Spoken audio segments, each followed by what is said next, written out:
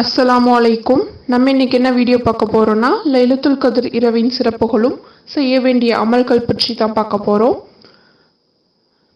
Abu Hurairah ரலியல்லாஹு அன்ஹு அவர்கள் அறிவிக்கின்றார்கள், நபி ஸல்லல்லாஹு அலைஹி வஸல்லம் அவர்கள் கூறியதாக, எவர் ரமலானை அடைந்து தனது பாவங்களுக்காக மன்னிப்பு பெற்று கொள்ளும் முன்பே ரமலான் அவனை கடந்து சென்று விட்டதோ அவன் நஷ்டமடைந்து விட்டான் என்று கூறியதாக அறிவிக்கின்றார்கள்.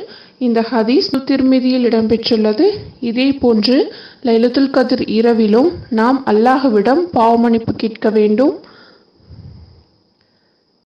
இந்த ஹதீஸில் உள்ளது போல் நாம் ரமலான் மாதத்தில் அல்லாஹ்விடம் அதிகம் பாவமன்னிப்பு தேடிக்கொள்ள வேண்டும். இந்த ரமலான் மாதத்தில் தான் லைலத்துல் கத்ர் எனும் இரவு நமக்கு அல்லாஹ் வழங்கி இருக்கின்றான். இந்த இரவின் பற்றிய சிறப்புகளை இப்போது நாம் பார்க்கலாம். இறை தூதர் அவர்கள் கூறினார்கள், நம்பிக்கை கொண்டவராகவும் நன்மை எதிர்பார்த்தவராகவும் லைலத்துல் கத்ர் எனும் புனித இரவில் நின்று வணங்குகிறவரின் முந்தைய குற்றங்கள் மன்னிக்கப்படும் என்று கூறினார்கள்.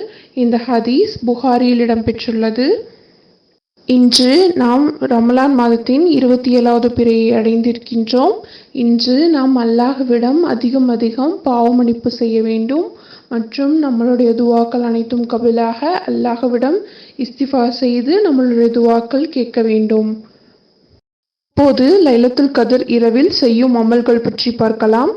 லைலத்துல் கத்ர் கண்ணியமிக்க இரவில் நின்று வணங்குவது இறை நம்பிக்கையின் ஓர் அம்சமாகும்.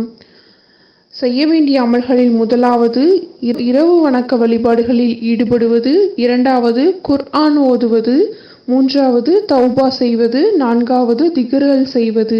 இது போன்ற நல்ல அமல்களை நாம் இந்த இரவில் செய்து கொண்டு இருக்க வேண்டும்.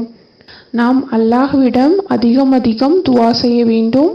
நம்மளுடைய துவாக்கள் அல்லாஹ்விடம் ஏற்றுக்கொள்ள நாம் இஸ்திஃபார் செய்து நபி ஸல்லல்லாஹு அலைஹி வஸல்லம் அவர்கள் மீது ஸலவாத் அதிகம் ஓதி நம்மளுடைய துவாக்களை கேட்க வேண்டும்.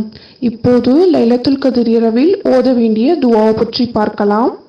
ரப்பனா அஃபிர் லனா துனூபனா வ இஸ்ராஃபனா ஃபி அம்ரினா வ ஷப்பித் அக்தாமனா வன்ஷுர்னா அலல் கௌமில் காஃபிரீன். இதன் பொருள், எங்கள் இறைவனே, எங்கள் பாவங்களையும் எங்கள் காரியங்களில் நாங்கள் வரம்பு மீறி செய்தவற்றையும் மன்னித்தருள்வாயாக. எங்கள் பாதங்களை உறுதியாய் இருக்கச் செய்வாயாக. காஃபிர்களின் கூட்டத்தாருக்கு எதிராக எங்களுக்கு நீ உதவி புரிவாயாக. இன்று லைலத்துல் கத்ர் இரவில் நாம் இந்த துவாவை ஓதி அல்லாஹ்விடம் பாவமன்னிப்பு கேட்க வேண்டும். நாம் செய்த பாவங்களை அல்லாஹ் மன்னித்து விட்டால் மட்டுமே நம்மளுடைய துவாக்கள் அனைத்தும் அங்கீகரிக்கப்படும். நாம் அதனால் அதிகம் இஸ்திஃபார் செய்ய வேண்டும். நாம் செய்த பாவங்களுக்காக அல்லாஹ்விடம் மன்னிப்பு தேட வேண்டும்.